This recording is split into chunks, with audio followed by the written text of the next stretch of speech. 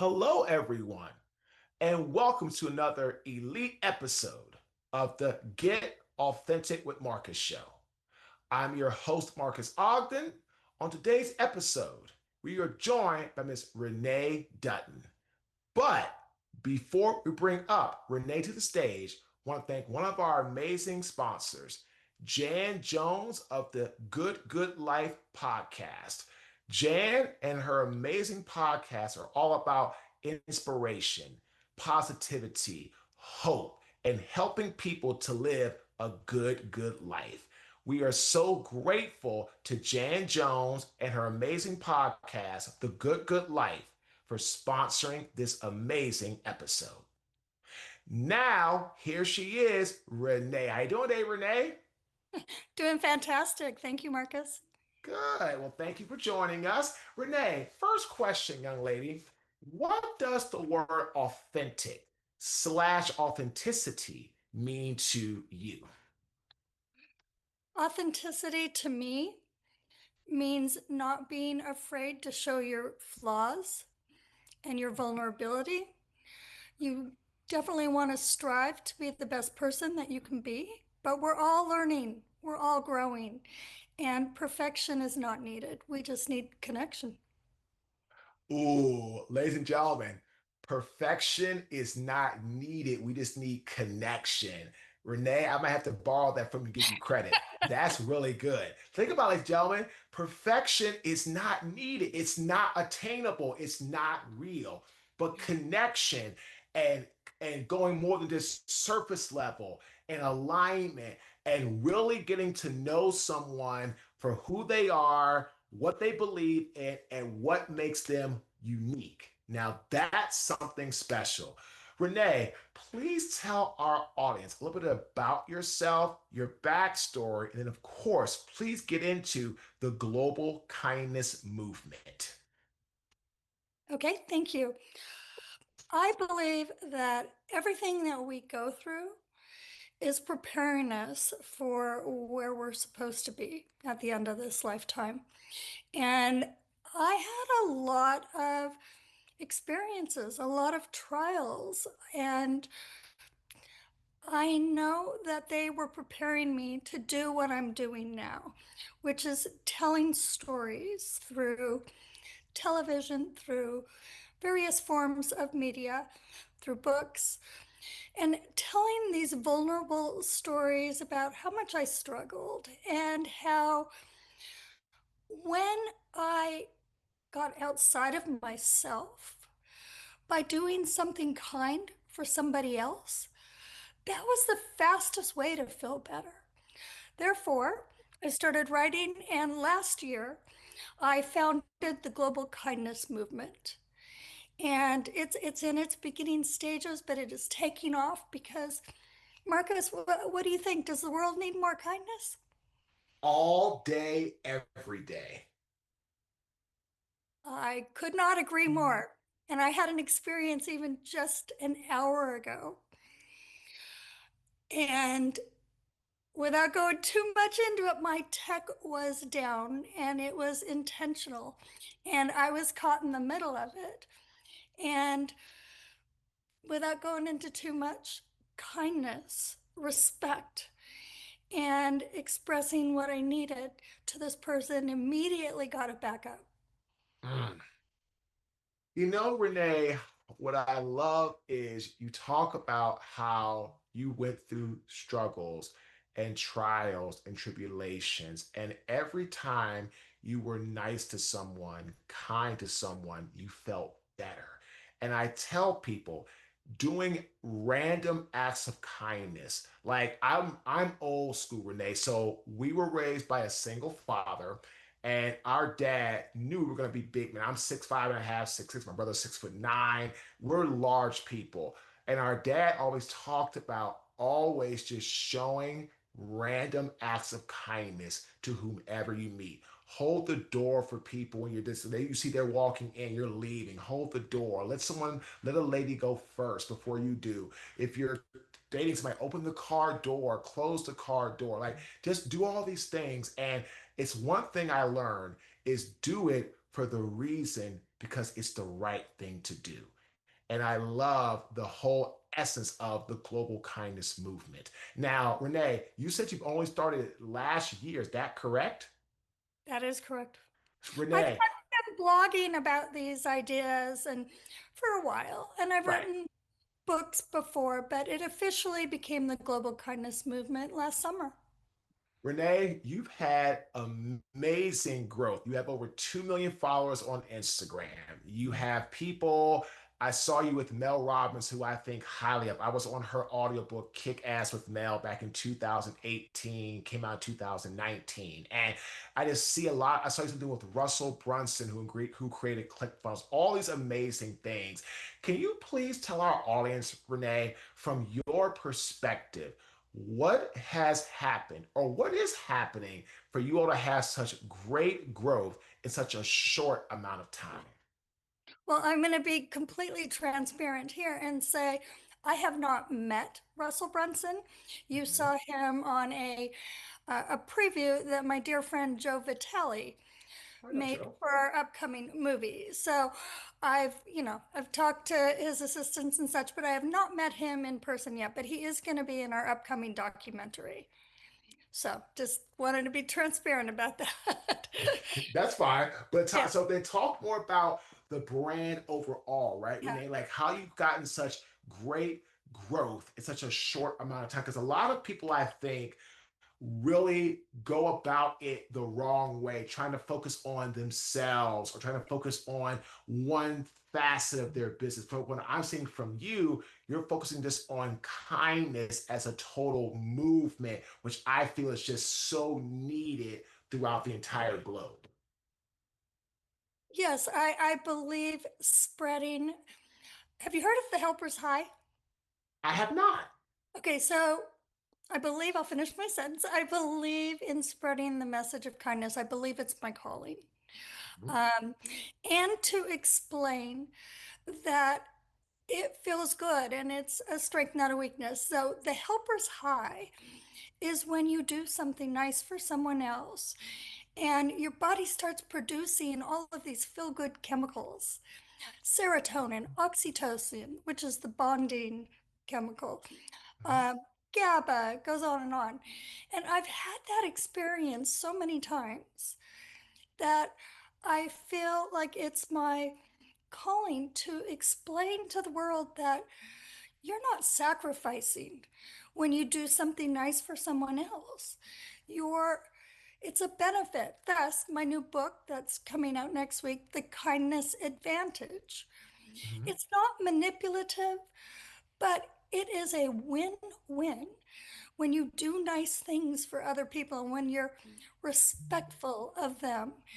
And I think your question, the success, it comes because this is what the world wants. The world wants a way to feel better and to feel good about themselves. And this is the quickest way to do it. So I mean, I have not talked to one single person who has said, no, we don't need this global kindness movement. No, we don't. And yeah, the social media, powerful people are DMing me. Look at you. That's how we met, right? Because this kind of message spreads fast. Mm. You know what? It sure does. And ladies and gentlemen, what I love about Renee is she's very humble. She's very passionate about her work. And I love that. So, Renee, let's shift gears to your book. Okay. Again, please tell us the title of your book. The kindness advantage, Love is coming out. Is coming out here shortly, correct? Next week? August 12th. Very nice. So, as a matter of fact, this is perfect because your episode will be coming out on ours like right around the same time because I moved this up because I just knew this was going to be an amazing episode. So, the kindness advantage, Renee. Let's talk more. What is the mission, other than, of course, about being kind and kindness as a whole, right? What is the main mission? Like, what is the big reason that you decide to write this amazing book, The Kindness Advantage? Again, I feel it's my calling to tell these stories and to explain it backed by some science. My last book, The Mhm. Sunshine Effect, was similar. It was about positivity, had a lot of science. Mhm. This one is a light read.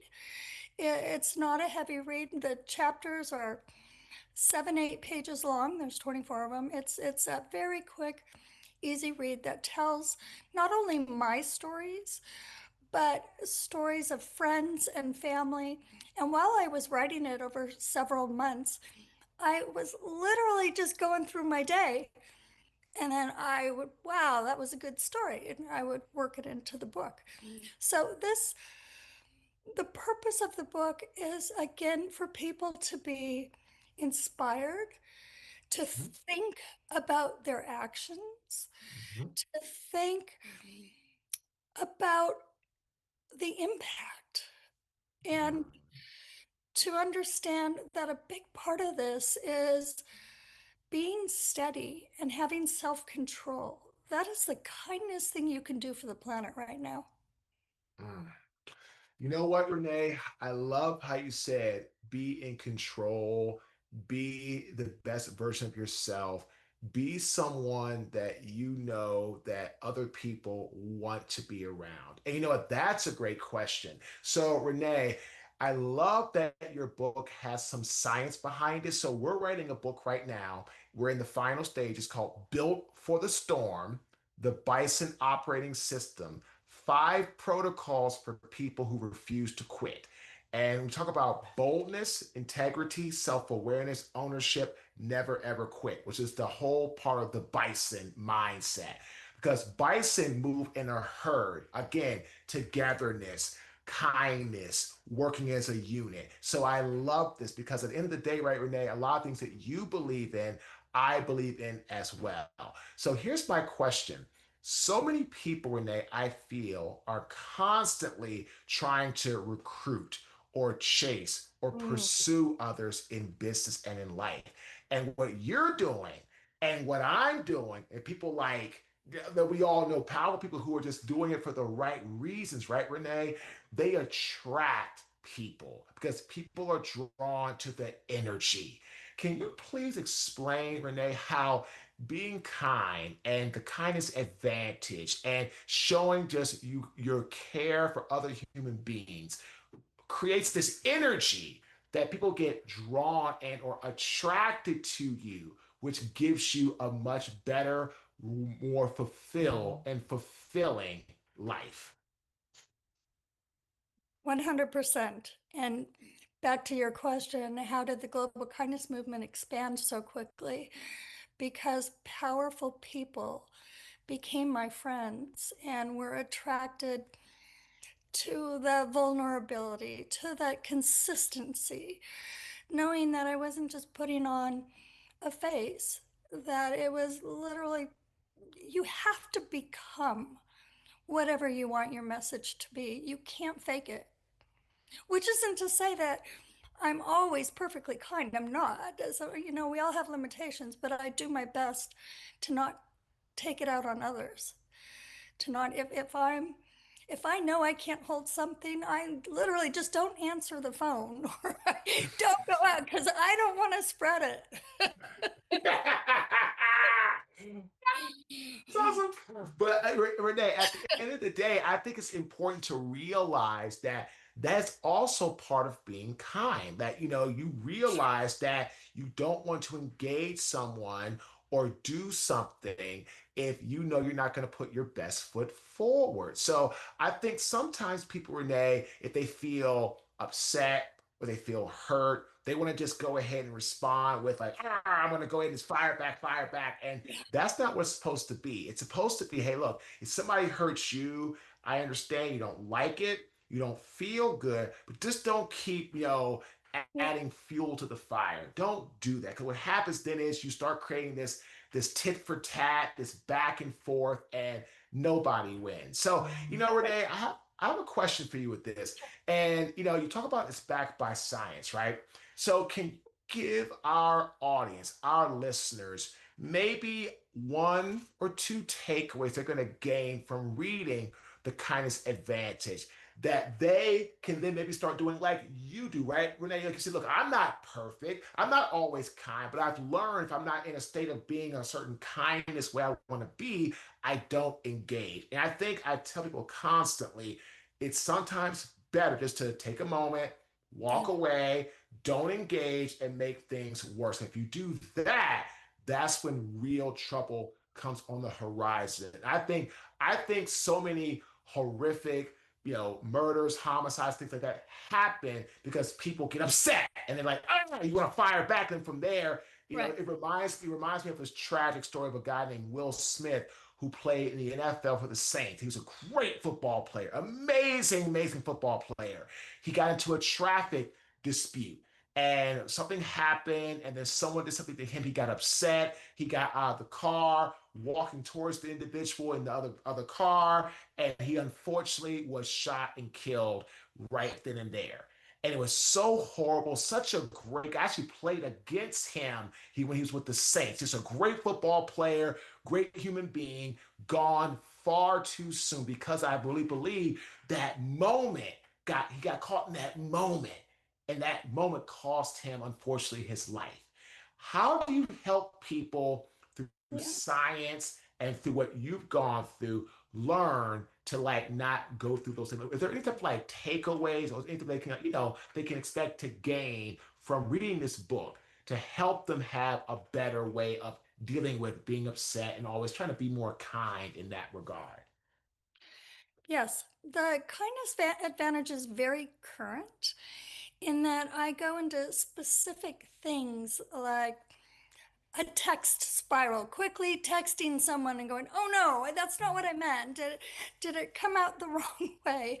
And teaching them, teaching the readers that it's normal that we all do this until we learn not to, until we become very self aware and aware that with technology now and with the world the way it is, it's even more important that we pause and be very intentional about what we're saying and realize whether it's a text or an email or an in person reaction that we really need to be careful because people do not interpret things the way that you mean them. They interpret them the way they are feeling and based on their life experiences. And I could go into lots of examples in the book, but we just have to be very aware that what we think and feel and are trying to communicate is not necessarily what the other person is thinking, feeling, and hearing. Renee, when I do a lot of keynote speaking for amazing organizations on things around, leadership or culture enhancement or collaboration connection, I always say that communication is not what you say. It's Yeah. how it's interpreted by whom you are speaking to. People need to understand if somebody you're speaking to can't clearly understand what you're saying or what you're asking, it's like you never communicate to them at all. And I love that, Renee, because at the end of the day, you're 100% correct. People understand things based off their experiences, what they've gone through, and what they've lived through. So, this book truly is something that I feel is going to help so many people understand, not just from stories, but also from science. So, I have a great question for you. So, I do a lot of research when I would do speaking. One of my favorite people is Aristotle. Aristotle coached Alexander the Great in ancient times. And the fourth rule or the fourth point that he always told Alexander that he needed to learn how to master to get people to want to be inspired by him and follow him was metaphors, the art of storytelling. One of my favorite movies is Rocky. It's been going on since the 1970s, and they're thinking about doing another Creed here soon, which, of course, if they do that, I'm going to go see it. But it's still a story, right, Renee? People love a story. Can you explain how, in your awesome book, you use stories as a pathway or a conduit to connect to the readers? I believe the fastest way to draw somebody in, um, to get them interested in what you're saying, is to tell a story that they can relate to. You can and should give the facts and the science and the reasons afterwards, but first have to get them listening. And stories are the fastest way. Don't Some people are like, don't preach to me. I need to know how this relates to my life. You don't know my life. So stories are fantastic, and books are great. Movies, documentaries, I think are even better. So I'm very excited about this documentary that is in the works, Kindness, the Missing Link. Um, Co-producing it with, again, my dear friend, Dr. Joe Vitale, who wrote the foreword to The Kindness Advantage. And because people understand through stories. Renee, I could not agree with you more, young lady. I love telling stories. Every time I go and speak, I absolutely tell a story because without a story being told, right, Renee, the audience has no idea who I am, what I've been through, and then they're like, well, heck, he's just a football player. That's all he's been through. Right. Right. No, I've been through hardship. Parents divorced when I was 8 years old, going through hardship, building a business, losing it all, and having to file a bankruptcy and leave my home because it was foreclosed on, and having both cars repossessed in the same day because everything was taken away from me. It was my ego and my mistake. So I'm going to own it. But still, I've had to face extreme poverty, extreme. I had $400, Renee, to my name when I moved to Raleigh 13 years ago. That's it. No credit cards, no nothing. $400, and I had to come up with next month's rent. And it was absolutely staggering. I went to work, had to go through the challenges, but luckily the NFL came in and supported me and paid my bills for 4 months to give me an opportunity to get my life back on track and kept me from going homeless. So if you don't know anything about that, and I'm going to talk to you about overcoming obstacles, mindset, leadership, whatever. If you don't know that about me in a very brief, abbreviated version, you're going to think I'm just somebody that's had everything handed to them. An Exactly. amazing life. And that's not the case. This has been an amazing interview, Renee, because you talk about something I'm really big on, or a few things: stories, kindness, and just being, a person of gratitude and being humble. Because gratitude is the biggest crusher of ego. Renee, how can our audience connect with you, support you, join your movement, pick up your book, check out your documentary? How can our global audience support your amazing work? Thank you, Marques. They can go to my website, theglobalkindnessmovement.com. They can follow me on Instagram, global kindness movement. Do you need me to spell any of this out? Oh no, that's pretty straightforward. We'll put that in the show Okay, notes good. too.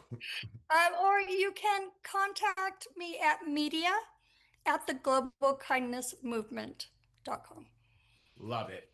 Ladies and gentlemen, this will all be in the show notes. And we truly thank Renee for her time. She was amazing. We want to thank Jan Jones of the Good Life podcast for sponsoring this amazing episode.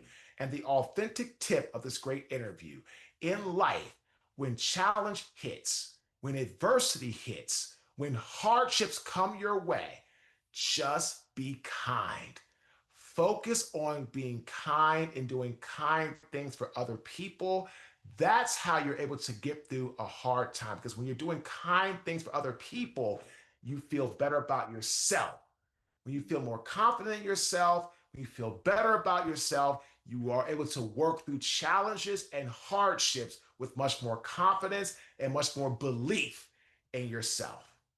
Again, my name is Marques Ogden. I am the host of the Get Authentic with Marques show. Thanks for tuning in. Have a fantastic day.